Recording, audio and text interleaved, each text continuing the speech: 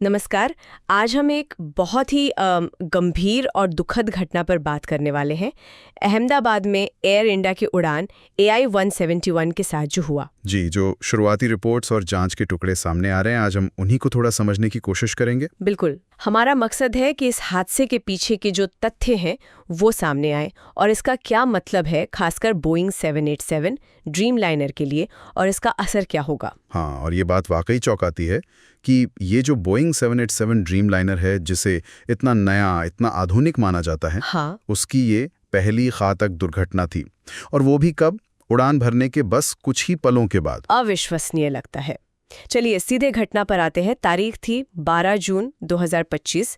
Air India की flight AI-171, ये एक बोइंग 787-8 ड्रीमलाइनर था, अहमदाबाद से लंदन गैटविक जा रहा था। और जैसा आपने कहा, टेक ऑफ के फौरन बाद ही कुछ गड़बड़ हुई। विमान नीचे आने लगा और अहमदाबाद में ही मेघानी नगर इलाके में, घनी आबादी वाला इलाका है वो तो। हाँ बिल्कुल, वहाँ BJ मेडिकल कॉलेज का हॉस्टल ब्लॉक है, उस पे जा गिरा। और जाहिर है इसके बाद आग, तबाही। आंकड़े क्या कहते हैं, विमान में कितने लोग थे? विमान में 230 यात्री और 12 क्रू मेंबर्स थे, कुल 242 लोग। और उनमें से सिर्फ एक ही बच पाया है ना? हाँ, सिर्फ एक ब्रिटिश यात्री हैं, विश्वेश कुमार रमेश। ये एकमात्र सर्वाइवर है। बाकी सभी 241 लोगों की इस हादसे में जान चली गई। हे भगवान! और जमीन पर भी तो? हाँ, जमीन पर भी नुकसान हुआ। कम से कम 38 लोगों की मौत की पुष्टि हुई है और कई लोग घायल भी हुए हैं। तो कुल मिलाकर देखें तो मरने वालों की संख्या करीब 280 तक पहुंच गई है। एक बहुत बड़ी त्रासदी। बहुत भयानक। अच्छा, शुरुआती जानकारी में कैप्टन सुमीत सभरवाल की कोशिशों का भी जिक्र है। कुछ रिपोर्ट्स कह रही हैं कि आखिरी पलों में। हाँ, ऐसी बातें सामने आई हैं कि क्रैश से ठीक पहले उन्होंने मेडे कॉल किया था। ये हवाबाजी में इमरजेंसी का सिग्नल होता है। जी, और शायद उन्होंने कोशिश की कि विमान को ज्यादा घनी बस्ती से दूर ले जाएं। पर यह सब अभी जांच का हिस्सा है, दावे से कुछ नहीं कह सकते। सही बात है। लेकिन एक और चीज जो सामने आई है, जो तकनीकी तौर पर बहुत अहम लग रही है, वो रैम एयर टर्बाइन वाली बात। हाँ, ये बहुत ही महत्वपूर्ण और शायद चौंकाने वाला संकेत है। जांच में पता चला है कि विमान का जो RAT है, रैम एयर टर्बाइन। RAT, ये तो वो होता है ना जो बिल्कुल आखिरी उम्मीद होती है। मतलब जब सब कुछ फेल हो जाए तब पावर के लिए, जैसे हवा से चलने वाली छोटी टर्बाइन। बिल्कुल सही। ये इमरजेंसी पावर यूनिट है और ये टेक ऑफ के तुरंत बाद एक्टिवेट हो गया था। ये बहुत ही असामान्य बात है। असामान्य क्यों? मतलब ये क्या बताता है? देखिए, RAT तभी काम करता है जब या तो विमान के दोनों इंजन एक साथ बंद हो जाएं, या फिर पूरी की पूरी इलेक्ट्रिकल और हाइड्रोलिक सिस्टम फेल हो जाए। दोनों इंजन एक साथ टेक ऑफ के ठीक बाद? या फिर टोटल इलेक्ट्रिकल हाइड्रोलिक फेलियर।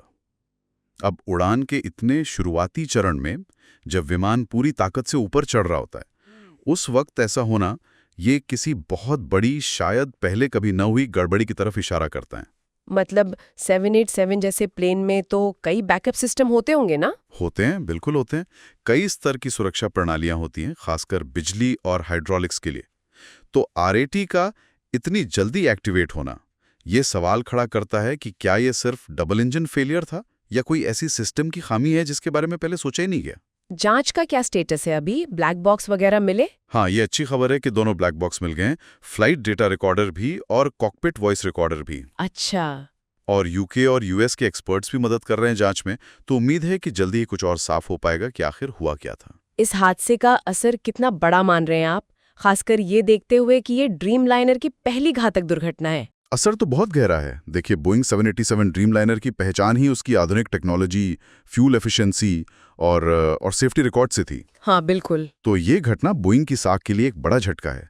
अब दुनिया भर की एयरलाइंस यात्री सब 787 की सुरक्षा को और ज्यादा बारीकी से देखेंगे। सवाल उठेंगे। और भारत में हमारे यहाँ DGCA ने कुछ एक्शन लिया है? हाँ, भारत के जो विमानन नियामक हैं DGCA, उन्होंने फौरन एक्शन लिया है। एयर इंडिया के वो कई ड्रीमलाइनर विमान जिनमें वही GNX इंजन लगे हैं। अच्छा, वही इंजन? हाँ, समान इंजन वाले विमानों को फिलहाल जमीन पर रोक दिया गया है। उनकी इमरजेंसी जांच हो रही है। तो क्या इंजन में ही खराबी का शक है? अभी कहना मुश्किल है।